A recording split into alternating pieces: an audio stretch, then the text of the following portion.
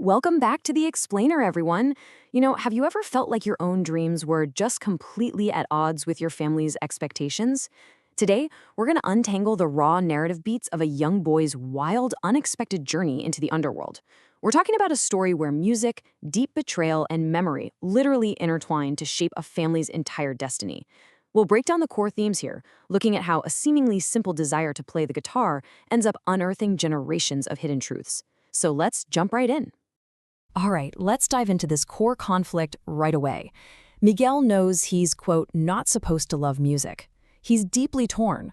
On one hand, you've got his family's incredibly strict rules, right? And on the other, he's harboring this massive, secret passion for the guitar. He's literally hiding away, playing in secret, trying to teach himself, because he feels this undeniable pull toward the one thing his family has completely forbidden. It's your classic setup for a rebellion, for sure, but the reasons behind it, well, that's what makes this so fascinating. So, part one, a family's ban on music. Now, you have to remember, this isn't just any night. In Miguel's household, Dia de los Muertos has crystal clear rules. Tonight is about family, so their spirits can cross over. That is non-negotiable. It is definitely not a night for sneaking off to the plaza to play in some talent show. I mean, if you've ever tried to sneak out during a strict family holiday dinner, you know exactly how high the stakes are here. The family insists no one is going anywhere. The focus absolutely has to remain on the ancestors. But see, Miguel has a totally different anchor to his ancestry.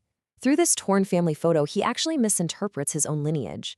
He spots a familiar guitar in that old picture and just jumps to the conclusion that his great-great-grandfather, the guy who abandoned the family, is the legendary Ernesto de la Cruz, the greatest musician of all time. His family explicitly warns him, "I don't want to see you end up like Mama Coco's papa." They are terrified of history repeating itself, while Miguel, he's practically bursting with pride at this supposed connection to musical greatness. Which brings us to part two, entering the underworld. Look at how fast this whole thing escalates. It goes from a simple evening wish to play in a talent show, to needing a guitar, to literally breaking into Ernesto's tomb. Miguel just wants to borrow the famous guitar for the night, right? But the second he strums that stolen instrument, boom, midnight strikes, a magical threshold is crossed, and he's instantly transported to the land of the dead, standing face to face with his skeletal ancestors. Talk about a tough crowd. So here's the catch. To return to the living, Miguel needs a family member's blessing. His ancestor, Mama Imelda, offers it, but the condition is absolutely brutal. She says, go home and never play music again. Have you ever been handed an ultimatum that forces you to choose between the people you love and the thing you absolutely love doing? It's impossible. So Miguel rejects it entirely. He refuses to accept a conditional blessing that kills his dream. Instead, he decides to track down Ernesto de la Cruz himself, figuring his idol will give him a musician's blessing so he can go back and still play the Sunrise Spectacular. Now he's on the run from his own family, right? And Miguel teams up with this outcast named Hector, who claims he can get Miguel to Ernesto. But during this wild journey, Miguel witnesses something genuinely terrifying. They visit Hector's friend, Chicharon, just to borrow a guitar. And right there, Miguel watches this spirit literally fade away into nothingness. He learns the ultimate, grim reality of this world. Spirits vanish forever when the living stop remembering them. It's the final death. That takes us into part three, the dark truth unveiled. Miguel is practically vibrating with excitement when he finally meets his hero. But during this tense confrontation between Hector and Ernesto, a terrifying question suddenly hangs in the air. Who really wrote those songs? In just a matter of seconds, Miguel's entire world and his absolute hero worship is completely shattered as he realizes he might not actually know his idol at all. The calculated betrayal here is just staggering. First, we learn Hector and Ernesto were actually a musical team traveling together. But when Hector made the choice to give it all up and go home to his wife and daughter, Ernesto refused to lose his golden songwriter. On their very last night, Ernesto poisoned Hector's drink, stole his guitar, stole his songbook, and built his entire massive legacy on his best friend's murder. The sheer emotional weight of this realization is absolutely devastating. Hector says, "I just wanted to go back home. You poisoned me." Think about that. Hector never abandoned his family. He died trying to get back to them. His entire legacy, his music, and his memory were stolen by a murderer who literally smiled at him while pouring the poison. Moving into our final act, part 4, healing through memory. So when Miguel's ancestors, led by Mama Imelda, finally catch up to them, the truth spills out.